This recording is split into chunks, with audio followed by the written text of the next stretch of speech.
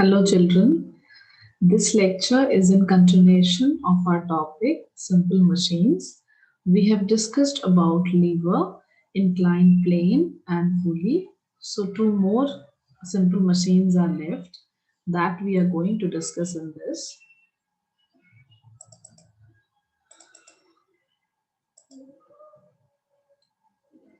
So, for a quick recap, what we have learned, what we have studied till now are the simple machines.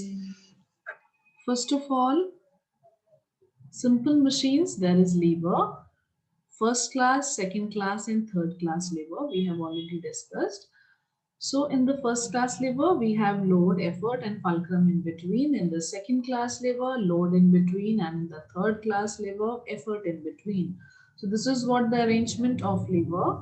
Inclined plane also, I have explained you, like with if we have to pull anything vertically, so it becomes a headache, a burden for us.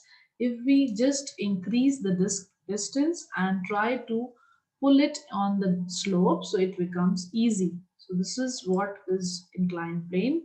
Screw also, I told you, it has inclined edges. Grooves are there which easier the screw can be fit into it, and in a wooden plank it can be fixed.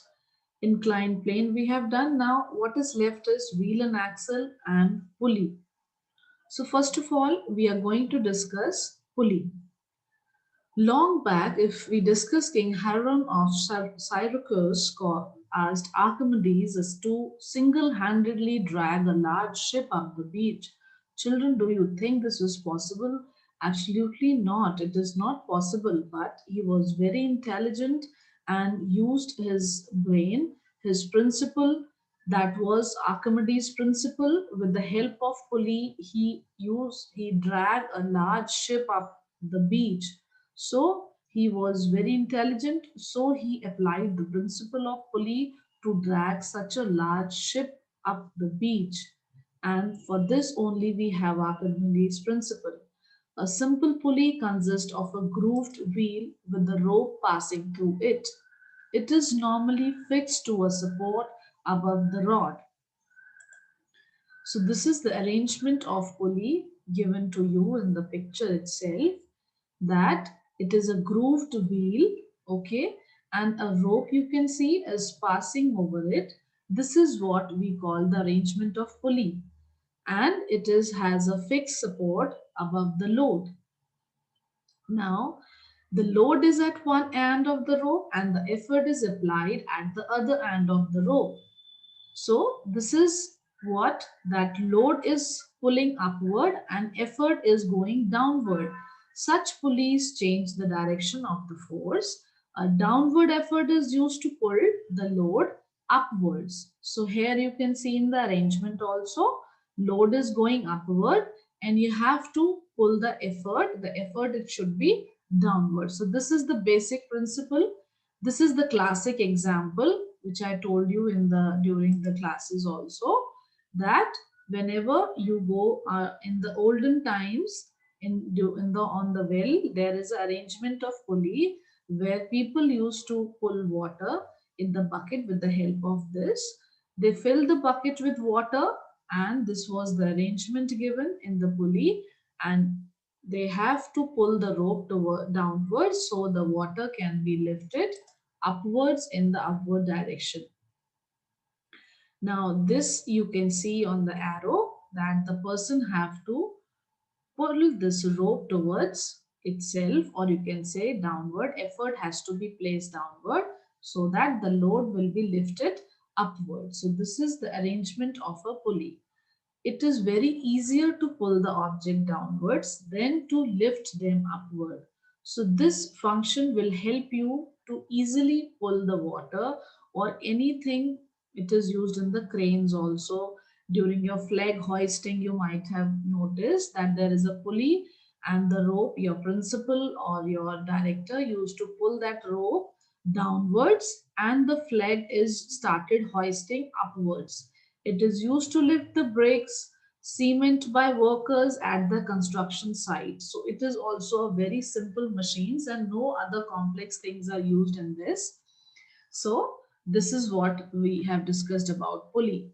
Now the fifth and the last machine which I am going to discuss is the wheel and axle. See, it is not a type of simple machine. It is the arrangement we use to make.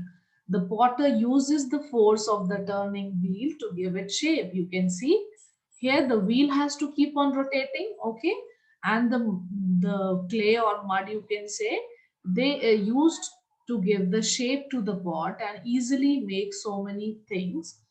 It is in the center of the wheel.